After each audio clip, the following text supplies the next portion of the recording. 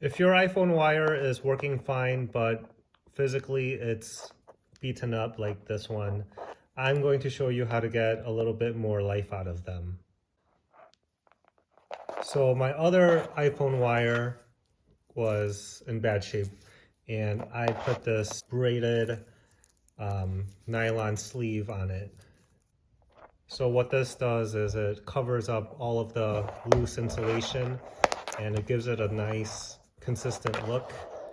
And a benefit of these braided looms is that it's less likely to catch anything. If you drag it across the table or something, it'll just slide nice and easy. I've been doing this to my damaged wires for years now, and just having this braided sleeve over it makes the wire last that much longer. So let's get started.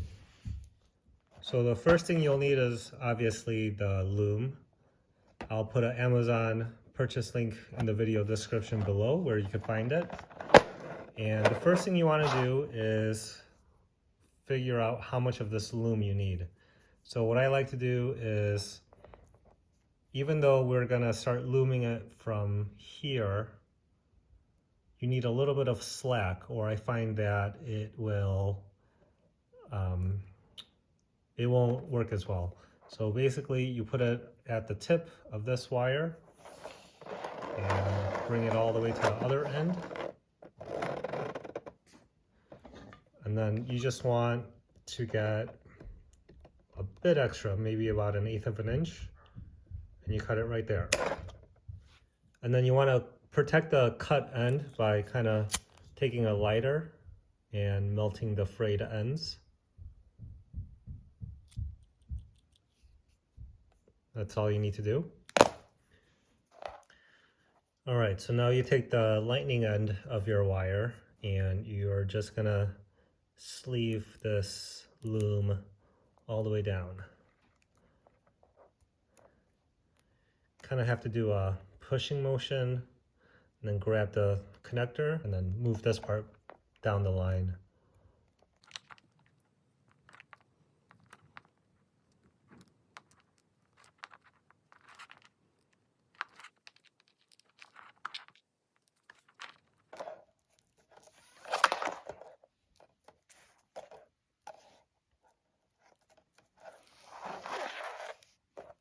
All right, so now you should have something that looks like this. But then more times than not, what I find is that the white part will be fine, and most of the time it's over right here where it breaks. So I find that if you take some electric wire and then you just go over it, loop it around, and you wrap it around twice, it kind of fixes that problem.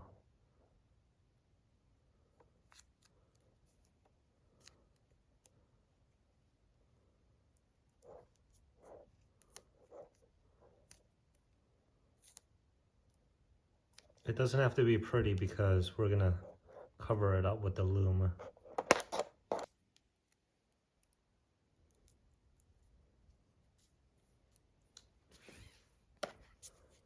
All right. So now we're gonna cover the ends with some heat shrink tubing, and you want to find heat shrink tubing that will go over this part right here. And the tubing needs to be the kind that has the heat activated glue. Now red is just the color I had laying around, that's why I'm using it, but if it matters to you, you could get black.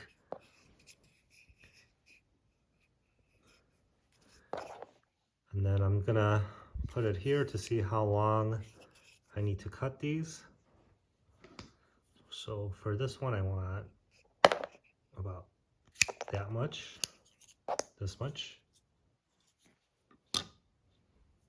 And then it's usually about the same for the other end, so I'll use this to mark where I need. Just gonna clean this end up. All right, that looks good.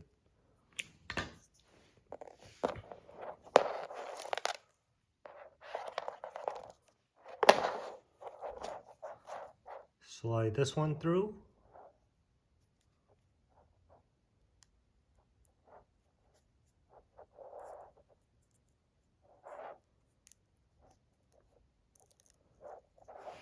And this one while we're at it.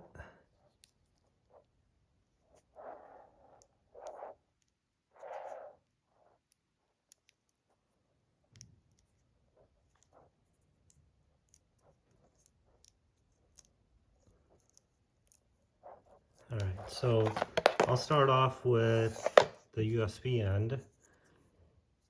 And what I like to do is line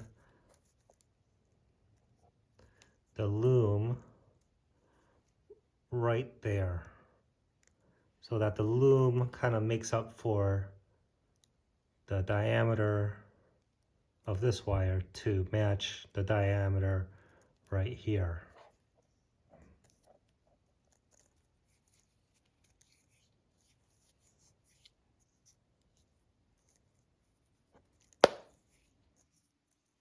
So we want it right about there.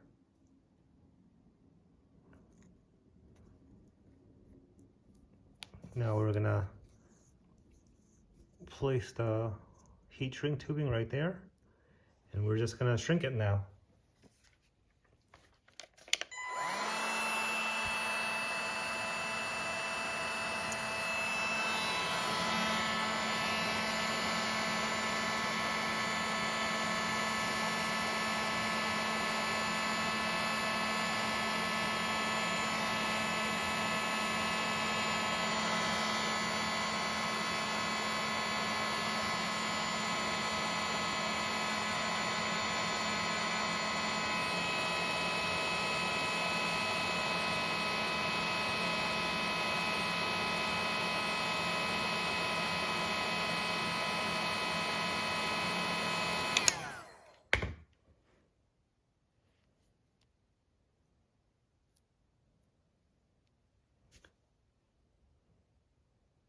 Okay, that looks good.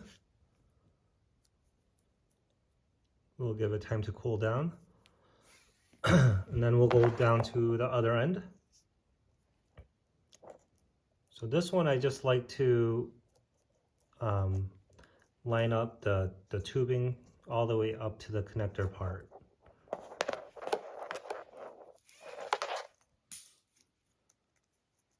So we're going to put it right there. And then we're going to use the heat shrink tubing to cover up the end of the loom and actually on top of the connector like that. All right, and then we'll shrink this.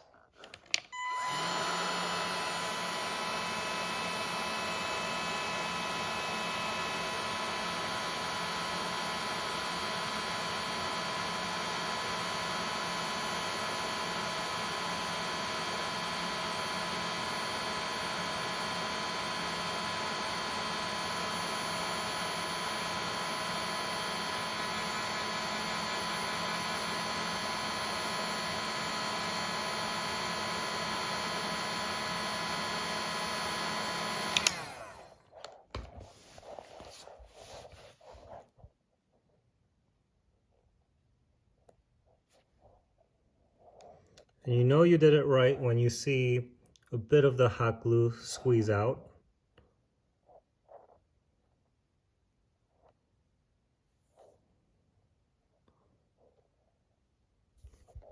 So we'll let this cool. All right, so it's cooled off and it looks good. So it looks exactly like the other one that I did. So now this looks much better, it feels better, and it's much more protected.